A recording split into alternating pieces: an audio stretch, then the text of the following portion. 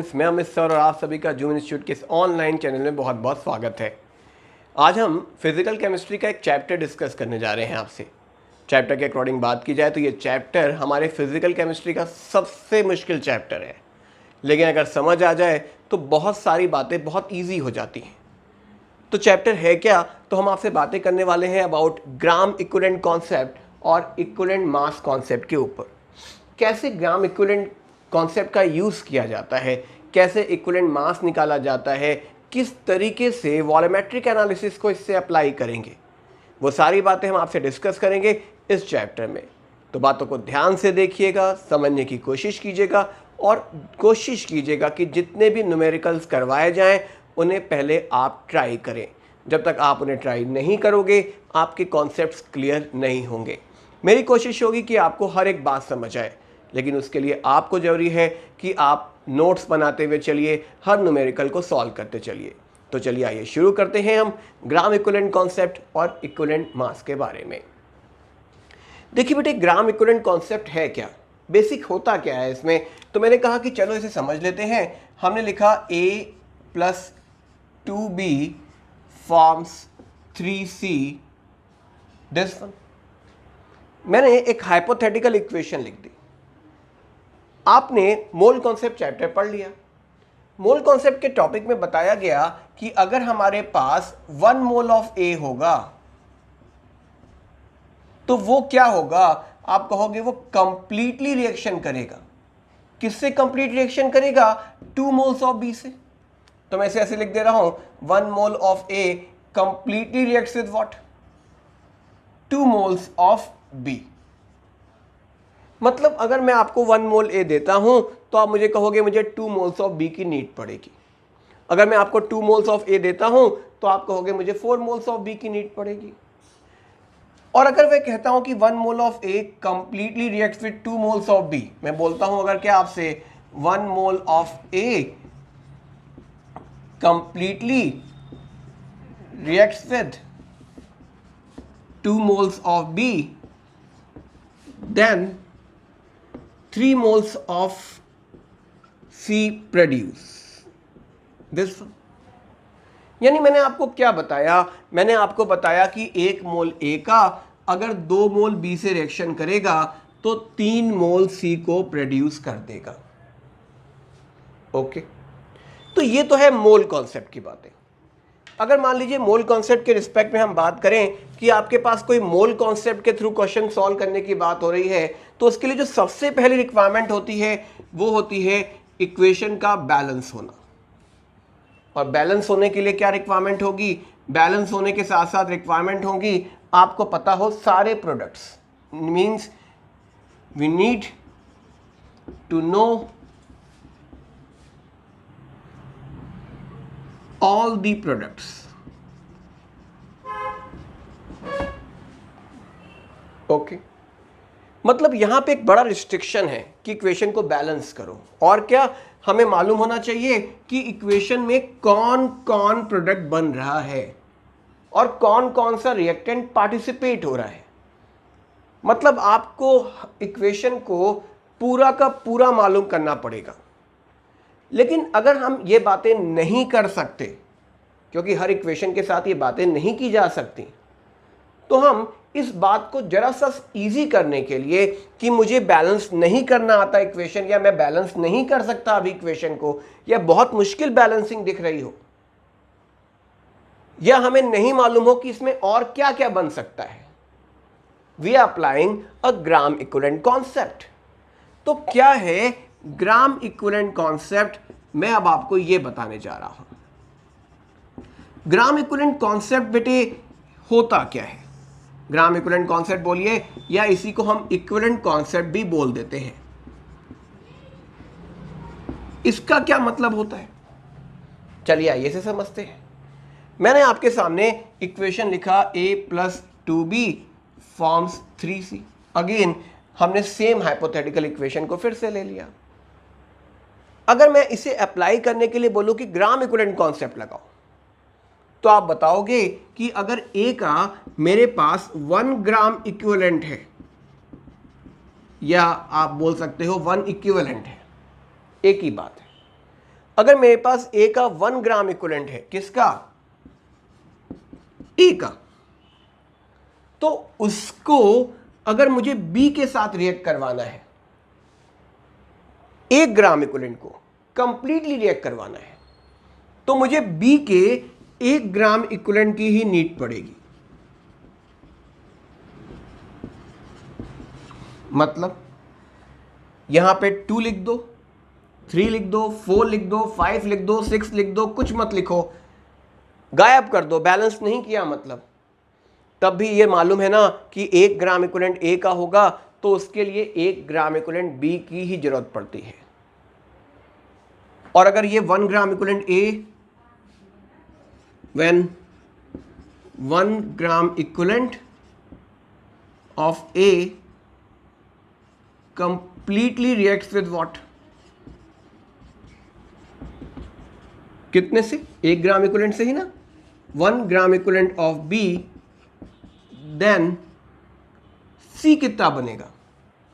यहां 3, 4, 5, 6, 1 कुछ भी हो, क्या लिखोगे? 1 gram equivalent of B, then 1 gram equivalent of C produce. Okay, मतलब इक्वेशन की बैलेंस होने की कोई नीड नहीं है आपके सामने।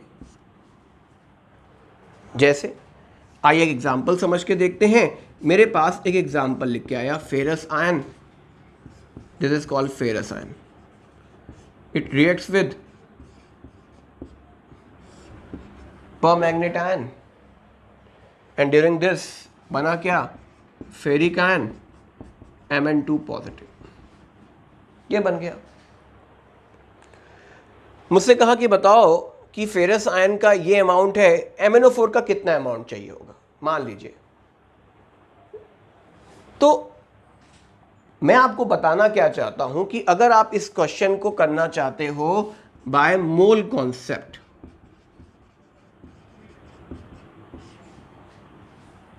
तो उसके लिए सबसे पहली रिक्वायरमेंट होगी बैलेंस द इक्वेशन। और बैलेंस करने के लिए आपको मालूम होना चाहिए कि क्या क्या बनता है, क्या क्या खत्म होता है।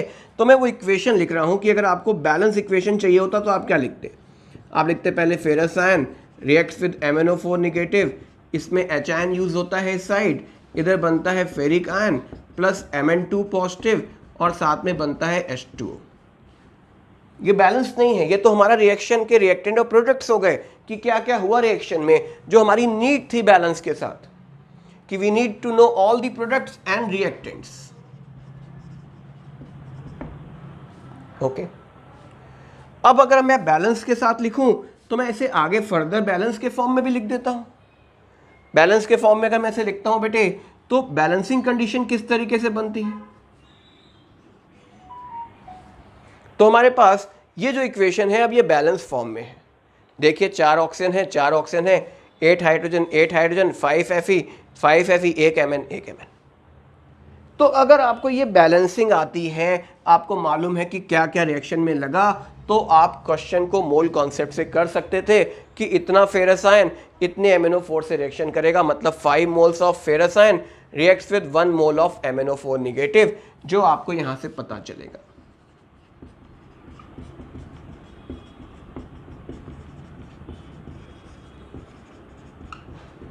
लेकिन अगर इसी कॉन्सेप्ट को मैं कहता ग्राम इक्विवेलेंट से करो, तो ग्राम इक्विवेलेंट कॉन्सेप्ट क्या कहता? ग्राम इक्विवेलेंट कॉन्सेप्ट कहता कि अगर मेरे पास 1 ग्राम इक्विवेलेंट फेरस आयन है, तो उसके कंप्लीट रिएक्शन के लिए 1 ग्राम इक्विवेलेंट ही MnO4 माइनस चाहिए होगा। और अगर 1 ग्राम इक्विवेलेंट MnO4 नेगेटिव चाहिए होगा, तो 1 ग्राम इक्विवेलेंट ही फेरस आयन बनेगा और 1 ग्राम इक्विवेलेंट ही Mn2 पॉजिटिव प्रोड्यूस होगा। मतलब मुझे इस इक्वेशन में अगर इसका ग्राम इक्विवेलेंट मालूम है, तो मैं इसके ग्राम इक्विवेलेंट के बराबर इसको रख दूंगा। मान लो इसका ग्राम इक्विवेलेंट मुझे दिया हुआ है या मुझे निकालना पड़ा, कोई डाटा गिवन ऐसा था जिससे मैंने ग्राम इक्विवेलेंट निकाल लिया। कैसे, वो भी बताऊंगा मैं आपको कि ग्राम इक्विवेलेंट इसका निकाल लिया तो इसके ग्राम इक्विवेलेंट, इसके ग्राम इक्विवेलेंट दोनों कैसे होंगे? बराबर होंगे। लेकिन अगर इसके मोल्स मालूम होते तो क्या इसके मोल्स बराबर कर सकते थे? नहीं, क्योंकि बैलेंस की नीड पड़ती है। तो ग्राम इक्विवेलेंट कॉन्सेप्ट में हमें नीड नहीं होती कि रिएक्शन में प्रोडक्ट और रिएक्टेंट्स का क्या कंडीशन बना हुआ है। ओके, तो ये तो बात हो गई कि ग्राम इक्विवेलेंट को अप्लाई कैसे करते हैं। आपको समझ में आना चाहिए कि ग्राम इक्विवेलेंट का मतलब क्या होता है, इसे अप्लाई कैसे किया जाता है। तो बात उठती है कि ग्राम इक्विवेलेंट को अप्लाई करने का तरीका तो हमने देख लिया कि अगर आपके पास कोई रिएक्शन है, जैसे मैंने लिख दिया N2 + 3H2 फॉर्म्स 2 अमोनिया, तो आप इसे मोल कॉन्सेप्ट से भी कर सकते हो, इसे ग्राम इक्विवेलेंट से भी कर सकते हो। मोल कॉन्सेप्ट कहता है इसका 1 मोल 3 मोल से करेगा, ग्राम इक्विवेलेंट कहता है कि इसका 1 ग्राम इक्विवेलेंट 1 ग्राम इक्विवेलेंट से करेगा। लेकिन अगर ये मिसिंग होता तो मोल कॉन्सेप्ट अप्लाई नहीं हो सकता था, आपको बैलेंस करना पड़ता है इक्वेशन, लेकिन ग्राम इक्विवेलेंट के लिए इसकी कोई यहाँ पर नीड नहीं पड़ रही थी। तो अब ये मेरा क्वेश्चन बन के आया कि ग्राम इक्विवेलेंट होता क्या है। पहला question, what is gram equivalent. और जब ग्राम इक्विवेलेंट होता क्या है तो हमें यह भी नहीं पता how to calculate this, how to calculate gram equivalent. तो हमारे पास माइंड में जब मैं आपको ग्राम इक्विवेलेंट वर्ड बता रहा होता हूं तो दो सबसे बड़े क्वेश्चन आपके पास माइंड में बन रहे होते हैं कि ये मोल तो मुझे समझ आता है, मास अपॉन मोलर मास, मैंने बहुत मोल्स निकाल लिया इसलिए मुझे मोल्स आसान लग रहा है, लेकिन मुझे मालूम ही नहीं कि ग्राम इक्विवेलेंट क्या है, व्हाट इज ग्राम इक्विवेलेंट। तो आइए समझते हैं कि ग्राम इक्विवेलेंट होता क्या है। समझने के लिए मुझे अपने मिस्टर एक्स का यूज करना होगा।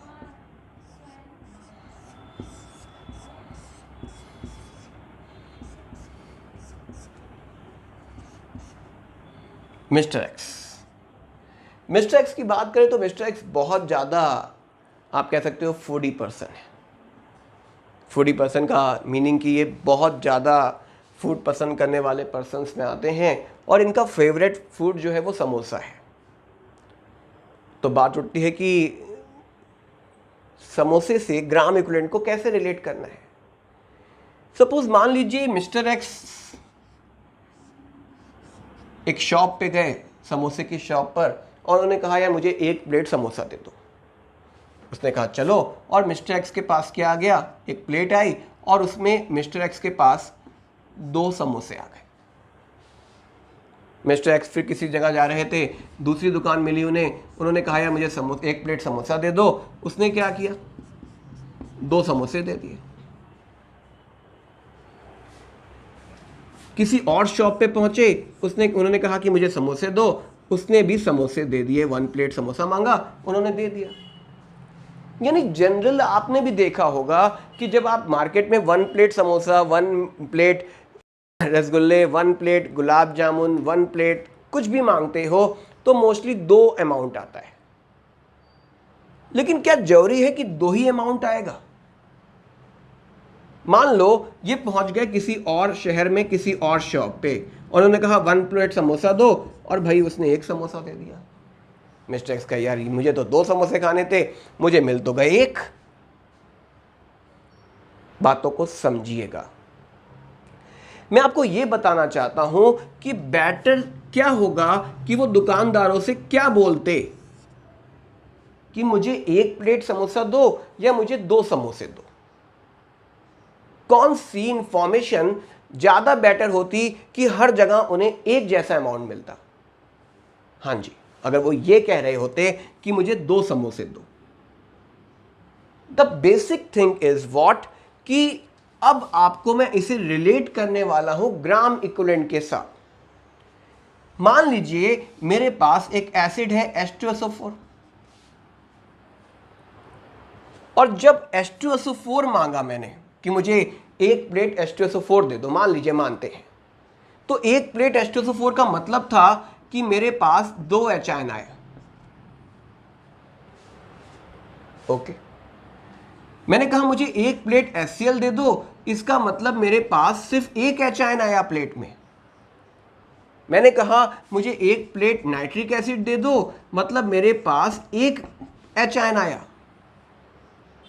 मतलब किसी एसिड के रिस्पेक्ट में अगर मैं आपको बात बताऊं कि मैं आपसे यह कहता हूं कि मुझे 1 मोल H2SO4 दे दो, इसका मतलब वो 2 H आयन बनाता है। कोई एसिड कितने एच आयन बना सकता है, कितने एच आयन दे सकता है। मान लीजिए एक एच आयन एक समोसे के बराबर है, तो क्या हर बारी हर एसिड 2 एच आयन देगा? फिक्स तो नहीं है। कोई एसिड 3 दे सकता है, जैसे H3PO4 की बात करें तो ये हमें 3 एच आयन दे देता। मतलब अगर मुझे 2 एच आयन ही चाहिए तो क्या मैं बोलूंगा कि मुझे एक प्लेट सल्फ्यूरिक एसिड दे दो? यहां एक प्लेट का मतलब आप समझिएगा, मैं आपसे कह रहा हूं, अगर मैंने आपसे कहा एक प्लेट, इसका मतलब 1 मोल एसिड की बात हो रही है। जरा समझिएगा, मैं इसे ग्राम इक्विवेलेंट से क्लियर करना चाहता हूं आपको। मैंने कहा मुझे 1 प्लेट सल्फ्यूरिक एसिड दे दो, आपने देखा आपके पास 2 मोल एच आयन आ गए, मैं खुश, मुझे 2 एच आयन मिल गए। लेकिन अगर मैं बोलता कि मुझे 1 मोल HCl दो, 1 प्लेट HCl दो, तो आप कहते यार मेरे पास तो 1 ही मोल एच आयन आया। अगर आप ये बोलते कि मुझे 2 मोल एच आयन दो इस वाली जगह पे जाके, तो वो आपको 1 मोल HCl नहीं, आपको 2 मोल HCl देता। मतलब याद रखिएगा, जब कोई एसिड टूटता है ना, तो वो जितने एच आयन बनाता है वो उसके ग्राम इक्विवेलेंट कहलाते हैं। मतलब किसी एसिड का ग्राम इक्विवेलेंट उसके एच आयन के नंबर्स को रिप्रेजेंट करता है। मतलब अगर मैं आपसे कहता हूं कि मेरे पास सल्फ्यूरिक एसिड का 1 मोल है, कितना मोल है? 1 मोल मेरे पास सल्फ्यूरिक एसिड है, इसका मतलब ये बराबर है 2 ग्राम इक्विवेलेंट एसिड के। ओके, तो ग्राम इक्विवेलेंट किसी एसिड के नंबर ऑफ एच आयन्स को रिप्रेजेंट करता है कि जब वो टूट जाएगा तो वो कितने एच आयन बना सकता है। मैंने कहा ये एसिड का ग्राम इक्विवेलेंट क्या होगा, तो आप कहोगे ये एसिड का 1 मोल जो हमारे पास H3PO4 है ना, ये बराबर होगा किसके? 3 ग्राम इक्विवेलेंट एसिड के। मतलब अगर मैं आपसे कहता हूं कि मुझे 2 मोल एच आयन चाहिए, मुझे क्या चाहिए? 2 मोल एच आयन चाहिए। 2 मोल एच आयन मतलब मुझे 2 ग्राम इक्विवेलेंट एसिड चाहिए। याद रखिएगा 1 मोल एच आयन जो होगा वो बराबर होगा क्या? 1 ग्राम इक्विवेलेंट एसिड के। तो अगर मैं आपसे ये कहूं कि मुझे 1 मोल एसिड दे दो, या मैं आपसे बोलूं कि मेरे पास कोई एसिड है जो मुझे 1 ग्राम इक्विवेलेंट एच आयन दे दे, मतलब मुझे क्या चाहिए? मुझे चाहिए 1 ग्राम इक्विवेलेंट एच आयन। इसका मतलब मैं आपको H2SO4 के हाफ मोल्स दूंगा, HCl का 1 मोल दूंगा, H3PO4 का 1/3 मोल दूंगा। समझ आती है बातें ना? तो ग्राम इक्विवेलेंट है क्या? तो ग्राम equivalent is just the amount of H ion that is form by the acid, by the form of the 1 mole acid. तो 1 मोल एसिड जितने एच आयन बना सकता है, जितने मोल एच आयन बना सकता है, that is the number of gram equivalent for acid. तो मैंने आपको ग्राम इक्विवेलेंट सबसे पहले किसके लिए बताया कि ग्राम इक्विवेलेंट एसिड के किस तरीके से फॉर्म में डिफाइन किया जा सकता है। अगर मैं आपसे बेटे कि बेस के लिए कैसे डिफाइन करोगे, तो सोच के देखो। बेस के पास जनरल आप बात करते हो OH आयन होता है, लेकिन कुछ बेसेस ऐसे होते हैं जो OH आयन नहीं रखते। तो बेस के लिए डिफाइन फॉर्म पहले इसलिए समझ लेते हैं, सोडियम आयन और 1 OH आयन बनाएगा, ये क्या बनाएगा?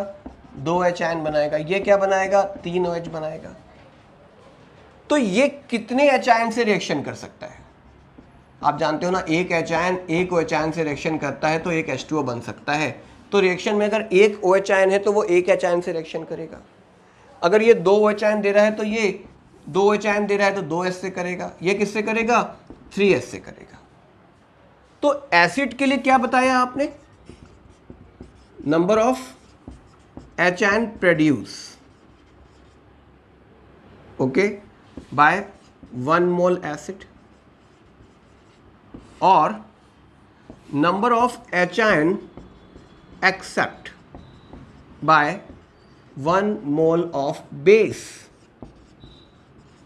ये सिस्टम का ग्राम इक्विवेलेंट कहलाता है। मैं आपसे कहता हूं कि मेरे पास एक बेस है जो 2 ग्राम इक्विवेलेंट के बराबर है, 2 ग्राम इक्विवेलेंट बेस के बराबर है। इसका मतलब समझ आ जाएगा कि अगर इस बेस का 1 मोल आप लोगे ना, तो वो 2 मोल क्या बनाता होगा? OH आयन बनाता होगा। इसका मतलब वो 2 मोल H आयन से केमिकल रिएक्शन भी करता होगा। तो ग्राम इक्विवेलेंट को हम डिफाइन कर सकते हैं कि 1 ग्राम इक्विवेलेंट अगर मैं बोलता हूं कहीं भी, तो 1 ग्राम इक्विवेलेंट किसी एसिड के लिए क्या होगा, एसिड का वो अमाउंट जो क्या प्रोड्यूस कर दे, 1 मोल HN प्रोड्यूस कर दे। सो 1 gram equivalent is amount that produce 1 mole HN। 1 mole electron का क्या मतलब है, मैं भी क्लियर कर रहा हूं इसे भी। अगर बेस के लिए बात करोगे तो बेस का वो अमाउंट जो क्या कर सके, जो 1 मोल HN को एक्सेप्ट कर सके, मतलब वो जितने OH बनाएगा उतने ही मोल HN को एक्सेप्ट कर सकता है। तो 1 मोल HN या 1 मोल इलेक्ट्रॉन, इसका भी मीनिंग समझते हैं। तो पहले एसिड बेस को तो क्लियर कर ले कि एसिड बेस का क्या मतलब है। जैसे मैंने कहा मेरे पास 1 ग्राम इक्विवेलेंट H2SO4 है, मैंने कहा मेरे पास 1 ग्राम इक्विवेलेंट कैल्शियम हाइड्रोक्साइड है, मैंने आपसे कहा मेरे पास 3 ग्राम इक्विवेलेंट H3PO4 है। तो मुझे बताइए कि कितने मोल सल्फ्यूरिक एसिड लेना पड़ेगा। आपने कहा सल्फ्यूरिक एसिड तो 2 HN बनाता है, मतलब 2 ग्राम इक्विवेलेंट एसिड बना सकता है। 1 ग्राम इक्विवेलेंट सल्फ्यूरिक एसिड का मतलब क्या हुआ, हाफ मोल H2SO4। इसका मतलब हाफ मोल कैल्शियम हाइड्रोक्साइड। इसका मतलब 3 ग्राम इक्विवेलेंट का मतलब 1 मोल H3PO4। ओके, अब मान लो मैं इसे आगे बेटर समझाता हूं आपको। मेरे पास ये रिएक्शन लिखा हुआ है, बैलेंस की नीड नहीं है मुझे क्योंकि मैं ग्राम इक्विवेलेंट कॉन्सेप्ट पे बातें कर रहा हूं। मैंने कहा चलिए इसे समझ के देखते हैं। तो आप क्या बोलते, आप कहते कि अगर मेरे पास इसका 1 ग्राम इक्विवेलेंट है तो इसका कितना चाहिए होगा कंप्लीट रिएक्शन के लिए। आपने कहा 1 ग्राम इक्विवेलेंट ही चाहिए होता है, यही तो कॉन्सेप्ट है ग्राम इक्विवेलेंट का। 1 ग्राम इक्विवेलेंट का मतलब क्या होगा, 1 मोल NaOH। 1 मोल NaOH का मतलब समझ तो आता होगा, जो 1 मोल OH प्रोड्यूस करे। 1 ग्राम इक्विवेलेंट सल्फ्यूरिक एसिड का मतलब क्या होगा, half mole H2SO4। Half mole H2SO4 का मतलब क्या होगा, जो 1 मोल HN बना सके। और जब 1 मोल OH और 1 मोल HN रिएक्शन करेंगे तो इनके बीच में कंप्लीट रिएक्शन की तो बात की जाएगी। क्या मोल के साथ बोल सकते थे 1 मोल 1 मोल से करेगा, नहीं। आप क्या कहते, इक्वेशन बैलेंस करके दो। इक्वेशन बैलेंस करने का मतलब आपको इक्वेशन को देखना पड़ता, आपको यहाँ 2 लगाना पड़ता। आप कहते 2 मोल इसके 1 मोल से रिएक्शन करते हैं, लेकिन ग्राम इक्विवेलेंट में इसका 1 ग्राम इक्विवेलेंट इसके 1 ग्राम इक्विवेलेंट से ही रिएक्शन करेगा। अब बात उठती है कि 1 gram equivalent is amount that produce 1 mole HN और accept 1 mole HN। This is for base and this is for acid. तो ये इलेक्ट्रॉन का क्या कंडीशन है। देखो बेटे, इलेक्ट्रॉन की भी बहुत सारी कंडीशंस आपको समझनी पड़ेंगी। जैसे कैल्शियम और ऑक्सीजन आपस में रिएक्शन करके कैल्शियम ऑक्साइड बना लिए। ओके, तो मैंने कहा कैल्शियम का 1 ग्राम इक्विवेलेंट अगर होगा तो ऑक्सीजन का भी तो 1 ग्राम इक्विवेलेंट चाहिए होगा। कैल्शियम का ग्राम इक्विवेलेंट कैसे निकलेगा। तो आप बताओगे कि ये रिएक्शन में हुआ क्या होगा कि कैल्शियम ने अपने 2 इलेक्ट्रॉन लूज किए होंगे और ऑक्सीजन ने क्या किया होगा, इन 2 इलेक्ट्रॉन्स को एक्सेप्ट किया होगा।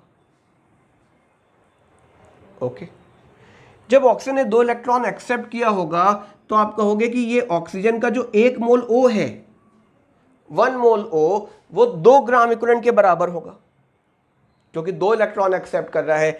1 मोल इलेक्ट्रॉन को एक्सेप्ट करने वाला ग्राम इक्विवेलेंट कहलाता है।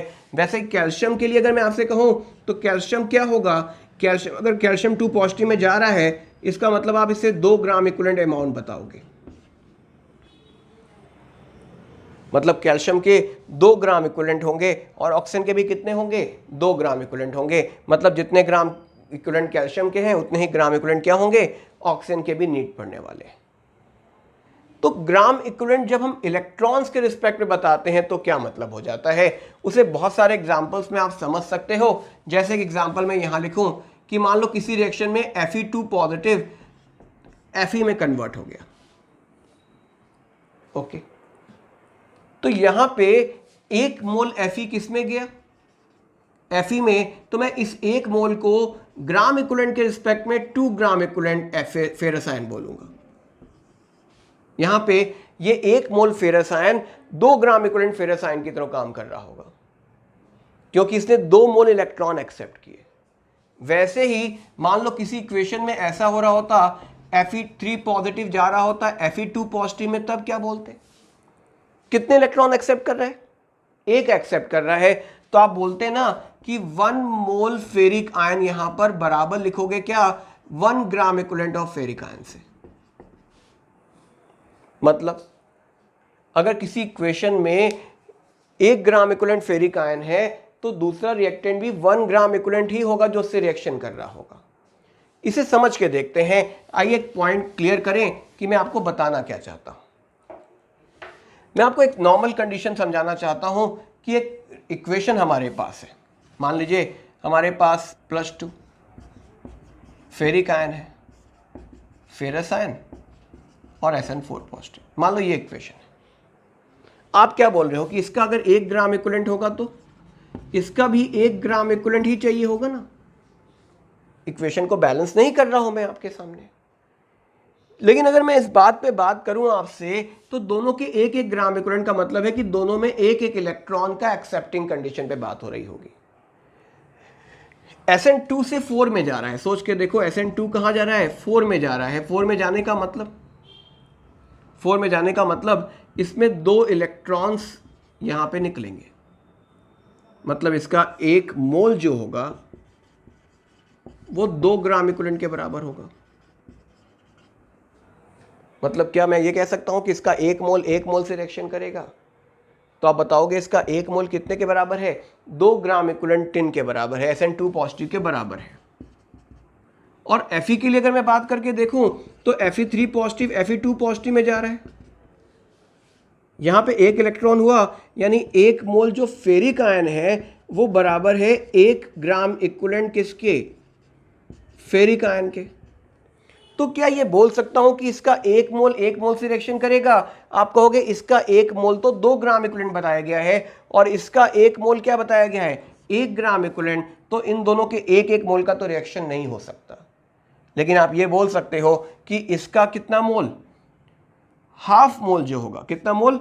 हाफ मोल जो होगा वो 1 ग्राम इक्विवेलेंट के बराबर हो जाएगा। तो इसका हाफ मोल इसके 1 मोल से रिएक्शन कर सकता है। तो that is a gram equivalent concept. तो ग्राम इक्विवेलेंट है क्या? अगर बेसिक आप बातों को समझो तो क्या बातें समझ आती हैं। हम बताते क्या है बेटे कि ग्राम equivalent is just the amount that produce by a acid in terms of moles of H ion, by a base in terms of they accepting the H ion, और any other equation, जितने भी chemical reactions चल रहे होते हैं उनमें जिनमें electrons का एक्सचेंज हो रहा होता है। कैसे, वो हम आगे बातें समझ लेंगे कि इलेक्ट्रॉन्स वाले इक्वेशंस कहाँ मिलेंगे, कैसे मिलेंगे। तो उन सभी के केस के साथ हम बात करते हैं ग्राम इक्विवेलेंट में। तो आपके पास सबसे पहली बात ये समझनी होगी कि ग्राम इक्विवेलेंट कॉन्सेप्ट में इंफॉर्मेशन आपको क्या चाहिए। ग्राम इक्विवेलेंट होता क्या है? ग्राम इक्विवेलेंट एक नॉर्मल फॉर्म है किसी एसिड से दिए जाने वाले maximum number of H ion के नंबर, किसी बेस द्वारा दिए गए maximum number of OH ion वाले नंबर, और किसी ऐसे इक्वेशन जिसमें इलेक्ट्रॉन का एक्सचेंज हो रहा है उनमें से दिए गए number of moles of electrons के नंबर। उन सभी को हम ग्राम इक्विवेलेंट से ही टैली करते हैं। तो this is what gram equivalent. तो बेटे ग्राम इक्विवेलेंट के लिए हमें एक सिंपल सी बात समझ में आती है कि ग्राम इक्विवेलेंट का मतलब क्या है। How to calculate gram equivalent, इसे बताने के पहले आइए एक छोटी सी बात और समझ लें जो मुझे मेंशन है। A+3B उसने कहा कि C बन रहा है। Now this C reacts with D and it forms E reacts with F, it forms G। क्या मुझे बैलेंसिंग की नीड है? आपने कहा नहीं, यहाँ पे कुछ भी हो, X हो, Y हो, Z हो, कुछ भी हो, मुझे बैलेंसिंग की कोई नीड नहीं है। मुझे सिर्फ ये मालूम है कि A और B का रिएक्शन होता है तो C बनता है, C D से रिएक्शन करता है तो E बन जाता है, E F से रिएक्शन करता है तो G बनता है। इसके साथ और क्या बन रहा है उसकी कोई ज़रूरत नहीं है हमें मुझे। अब आपसे मैंने ये कहा कि मैंने D को एक्सेस में ले लिया, F को एक्सेस में ले लिया। Okay, now what? मैंने कहा कि अगर मैंने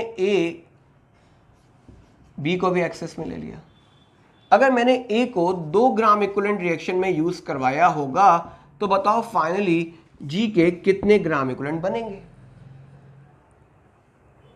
मोल कॉन्सेप्ट का क्वेश्चन ये बहुत बड़ा होता, आपको हर इक्वेशन को पहले बैलेंस करना पड़ता। लेकिन अभी क्या बोलोगे, इसके 2 ग्राम इक्विवेलेंट इसके 2 ग्राम इक्विवेलेंट से रिएक्शन करेंगे तो इसके भी 2 ग्राम इक्विवेलेंट ही बनेंगे। अगर इसके 2 ग्राम इक्विवेलेंट है तो वो डी के भी एक्सेस अमाउंट मतलब 2 ग्राम इक्विवेलेंट से ही रिएक्शन करेंगे और इसके भी 2 ग्राम इक्विवेलेंट को ही बनाएंगे। और अगर इसके 2 ग्राम इक्विवेलेंट आपके पास है तो वो भी एक्सेस ऑफ एफ से 2 ग्राम इक्विवेलेंट से ही रिएक्शन करेंगे और इसके भी 2 ग्राम इक्विवेलेंट को ही बनाएंगे, मतलब इसका भी 2 ग्राम इक्विवेलेंट ही प्रोड्यूस होगा। ओके, आइए एक और इक्वेशन समझते हैं।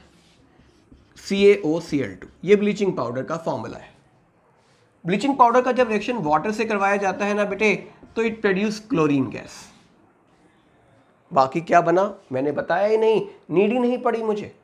उसने कहा कि एक ब्लीचिंग पाउडर है जिसका वाटर से रिएक्शन करवाने पर क्लोरीन गैस बनी, जिसे हमने Ki में पास किया, जिससे I2 बना और I2 को हमने पास किया एक सोल्यूशन में Na2H2O3 में, जिसे हाइपो कहा जाता है।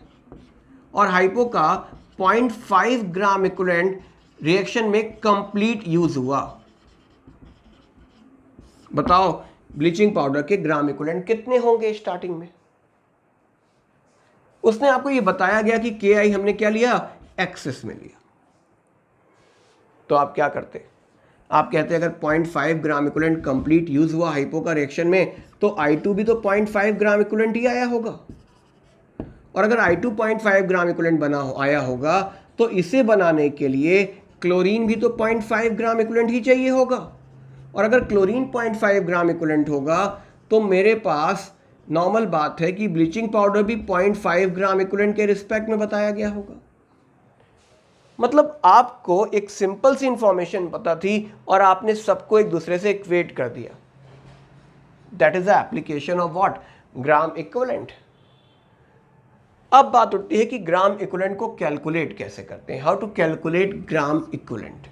And that is the main thing कि अगर आपको ग्राम इक्विवेलेंट निकालना आ गया तो आप इस क्वेश्चन को विद इन मिनट कर लोगे।